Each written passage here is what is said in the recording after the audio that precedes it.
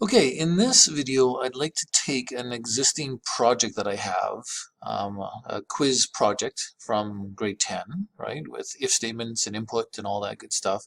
And I want to use functions, what we've learned about functions, in order to make this program more organized, more efficient, and just look at some of the key concepts that we need to understand with functions. So I'm going to go to my code sandbox. I've got CS20 open here, and I'm going to create a new sandbox. This time, though, I want to import a project from GitHub.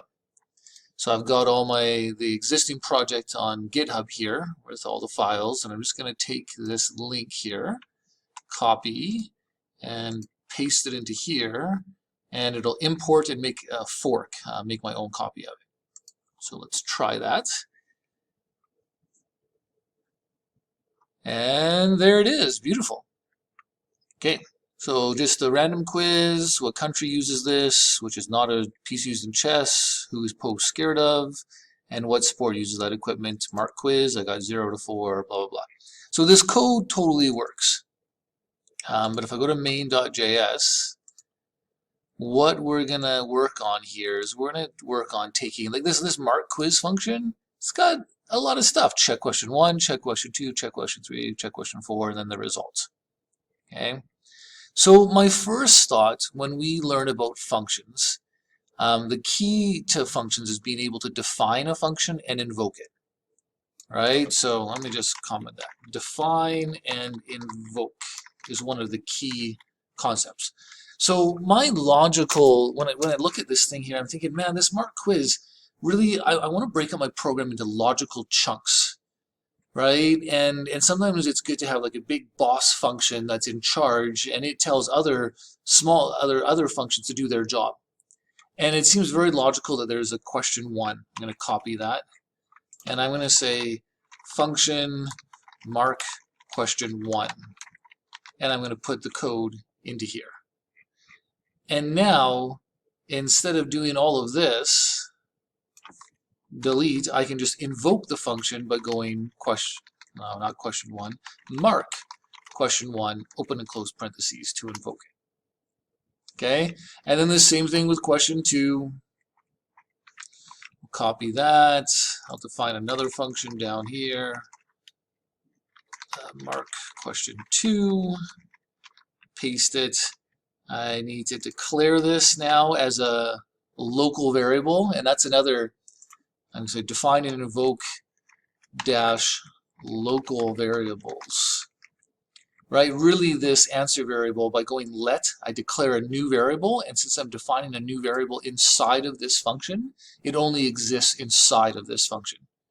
Okay, so every function here I need to declare a new variable that exists just inside of this function here. Okay, and now that was question 2, so I can replace all of this stuff with mark question 2. We got 2 more to go. Copy function mark question 3. Paste, again, do that local variable, let answer. It's giving me some warnings about that score. Well, I'll talk about that in a second too. Let's go mark question 3, and 1 more to go. See, before I didn't have to go let, I was basically reusing this answer variable, right? I wasn't declaring a new answer variable. I was just saying, hey, let's reuse that answer variable and make it this value now. Okay, well, last one, function, oops, mark question 4, paste, get that let there, and then I can replace this with mark question 4.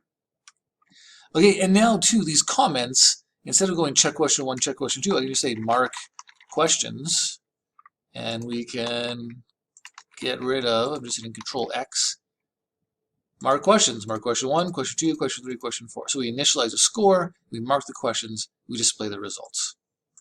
Okay, and now this is a lot more organized, right? So that's another key concept of functions, organized, right? We've got this big boss function, I mark the quiz, and it's really clear what happens. I get the score variable, I run these functions to mark the questions, and then I display the results. I could even put this in a function, although it's only 2 lines. I think we can just leave it as is. Okay, now unfortunately this isn't going to work. Right, so if I go Canada and I hit Mark Quiz, what's going on?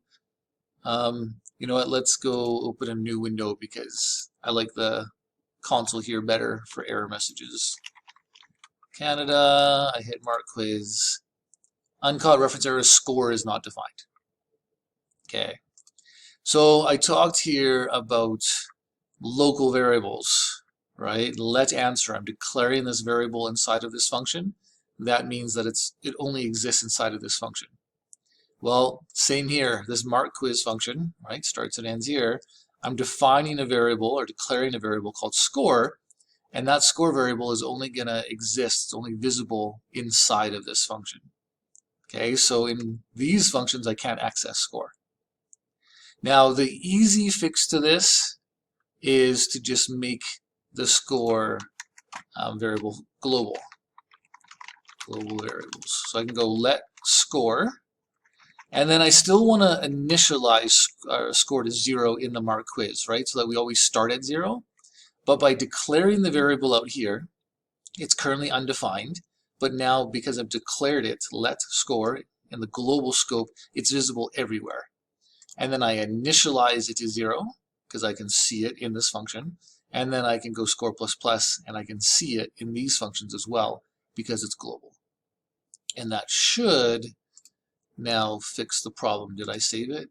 I didn't save it. Control S to save. Hit refresh. Let's try this one. This is pickleball. Mark quiz. Yay! 1 out of 4, 25%. Okay, so now it's working again. Anyway, so the key lesson that I wanted to show in this video was we can define these functions and we can invoke them, right? Define the function and then we invoke them here with those parentheses, name of the function in parentheses. We talked about local and global variables, right? When you declare a variable global, it's visible everywhere. And when you declare a variable local, it's only visible inside of that function. And we want, it is usually better to have local variables because you don't want unintended side effects. You don't want to accidentally modify a variable when you weren't supposed to.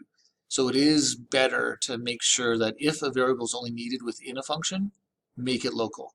Don't do everything global. And in fact, later on in a future video, we're going to actually get rid of this global variable. And I'll show you how we can do that later. But the key thing here was also by defining and invoking, we make things more organized. Each of these functions has a job. Mark this question, mark this question. And it makes this a lot easier to read because it's the big boss function that's calling all the other functions to do their job. Okay, that's it for this video. In the next one, we'll continue with this quiz and we'll look at how we can also make our programs more efficient. Okay, hope that made sense. Take care and we'll see you in the next video.